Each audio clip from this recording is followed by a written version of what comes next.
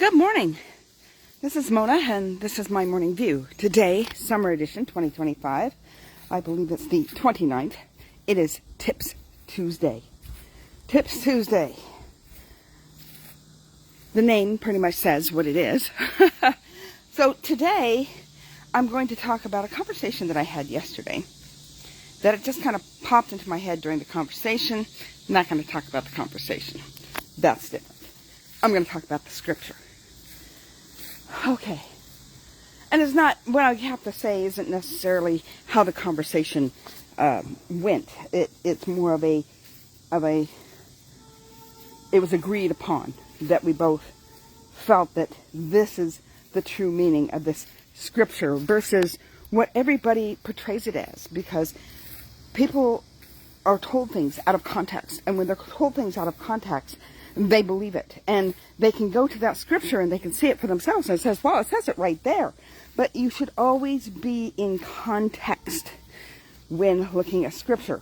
Look at the verses prior. Look at the verses after. Especially if it says something like, therefore. Or something like that. So it's like, what is it therefore? Truly, truly says, pay attention to this. Don't let it miss you. So what we're going to talk about today, and that's the tip, by the way. Look at things in context. So today, I believe it's in Luke 6. Somewhere around, I guess, 38 or something. You know that I'm not a address type of person. I know what the scripture says. That is more important sometimes than knowing where it is found. Because you can Google it to find where it was found. And then you can go to it and then look at it itself. If you have a roundabout kind of idea where it is and you don't have Google, up at the top of most Bibles it has little things like, this is what's happening on this page. So as long as you know the scenario, the situation, things like that, you can find an address fairly simply. So for me, I find it more important to know what it means. What is the scripture referencing in its context? So in Luke 6, we always hear the scripture about pressed down, shaken together, running over. And again, I don't do it verbatim because there are so many versions and translations out there that sometimes the words get all muddled. It's the meaning that's truly important of what is being tried to convey, that needs to be conveyed at that moment. And so people take that verse and they're going, oh, it's about generosity. If I give, God will give back to me, pressed down, shaken together, running over. Isn't that awesome? And he does. But if you look carefully, right before it says that, it talks about do not judge. Do not be critical.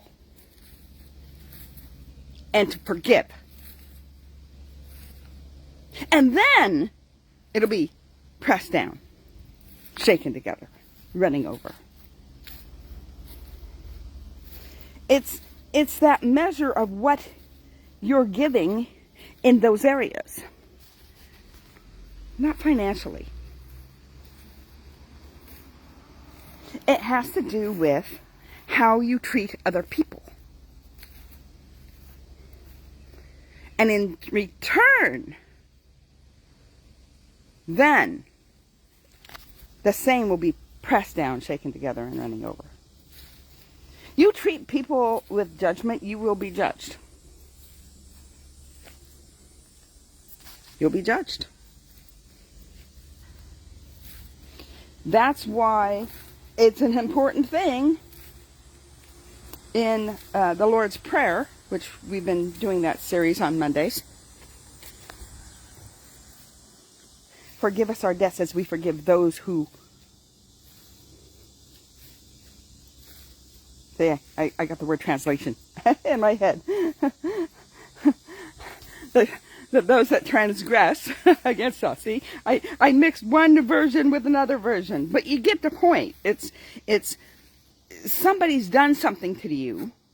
You need to forgive them so that you are forgiven. You see what I'm saying? So it's not a one and done time in the Word where it says about forgiveness. It says it quite a bit. And it says it in reference to, look, you don't want to forgive, you're not going to be forgiven. You want to judge, you're going to be judged. Now that other word, condemnation. Critical, I think that was the word, critical. Could be condemned. They can both be equally detrimental. When you are critical of somebody, you're basically condemning them with your words. You're bringing a space for the enemy to go, oh yeah, they are, and I'll prove it. I'll put circumstances and situations in their way so that they, can trip on themselves.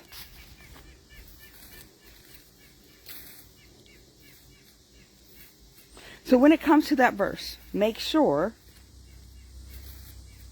when you're looking at Scripture that you don't take things out of context. You don't just believe things because other people have said it. That you look at it and you go, okay, in context it's talking about not judging, not condemning, or being critical, and to forgive. And then, that'll be for my life, even more so. Even more so. How we treat others. Remember the golden rule? Oh, that's scriptural too, right? It's not do unto others as they do unto you. People have misquoted that for decades. It's do unto others as you would have them do unto you. How do you want to be treated? If you want to be treated a certain way, you need to treat that person that way. And unless you're sadistic. And there are people out there that are like that. But for the most part, most people want to be treated well. But they look at it as it's about me. I want to be treated well. I don't need to treat anybody well. I'm going to treat people the way I've been treated. Nah. And that is not the attitude. And that is not the golden rule. All right, so that is my Tip Tuesday for today. Blessings, everybody. Have a great day. I will see you tomorrow for Wonderful Wednesday. Bye. Oh, before I say goodbye, I need to do my commercial. If you have not gone over to YouTube, go over to YouTube, Mona E. Harrison, different than my Facebook profile. Hit subscribe, notifications, get all the bells and whistles, both on Facebook and on YouTube. Like, comment, share. All right? Blessings, everybody. Have a great day, and I will see you tomorrow.